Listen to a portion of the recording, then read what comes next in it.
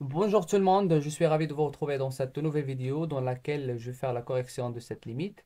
La limite de 1 moins sinus de x, le tout sur p demi moins x puissance 2, lorsque le x est tend vers p demi. Donc la première des choses à faire, c'est de remplacer le x par p demi. Si je remplace le x ici par p demi, ici par p demi, qu'est-ce que je vais avoir tout en haut? Je vais avoir 1 moins sinus de p demi, le tout sur voilà, P demi moins P demi au carré.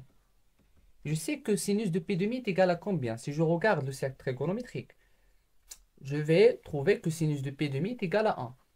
Ici, donc c'est 1 moins 1, le tout sur 0 au carré. Parce que P demi moins P demi au carré, c'est 0 au carré.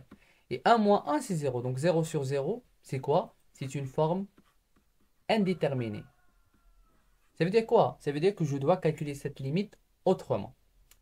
Très bien. Parmi les limites usuelles donc, qu'on utilise souvent, c'est la limite de 1 moins cosinus de x, le tout sur x au carré lorsque le x il tend vers 0. Ça, il tend vers le 1 demi. Très bien. Et si vous regardez bien que ici sur cette limite, j'ai ici 1 moins quelque chose sur quelque chose mais au carré. Voilà.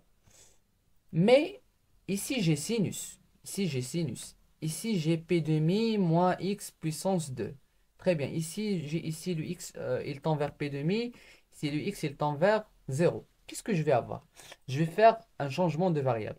Donc, par changement de variable, là, vous allez donc regarder comment on va rendre donc la première forme ce une deuxième, donc sur une autre forme qui va satisfaire donc qui va être donc alignée avec cette limite. Donc par changement de variable, là, je vais prendre le t est égal donc p demi moins x.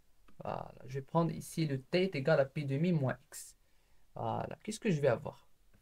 Donc cette limite, la limite de 1 moins sinus de x, le tout sur p demi moins x au carré lorsque le x il tend vers p demi, ça marche?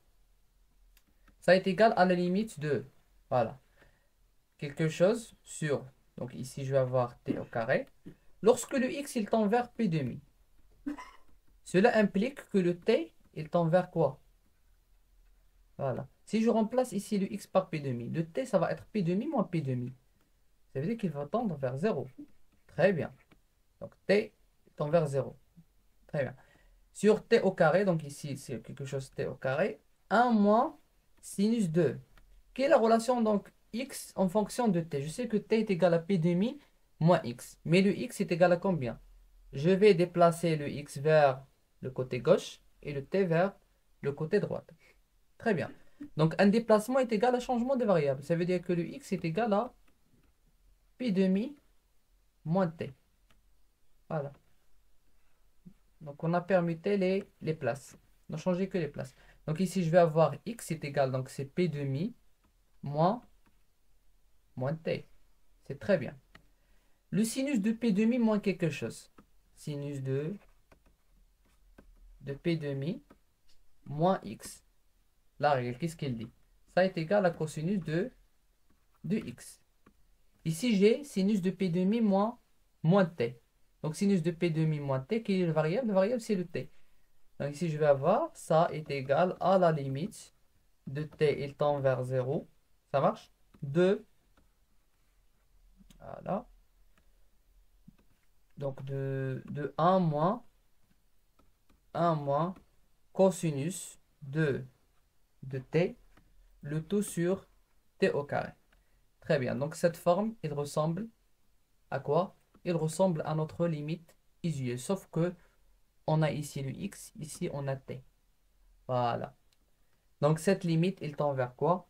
Il tend vers, donc, tout simplement, il tend vers le 1 demi. Très bien.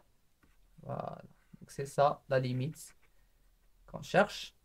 Voilà, c'est la fin de notre vidéo. J'espère que vous avez bien compris. S'il y a une question, n'hésitez pas à les mettre dans les commentaires. Abonnez-vous sur la chaîne et mettez un like.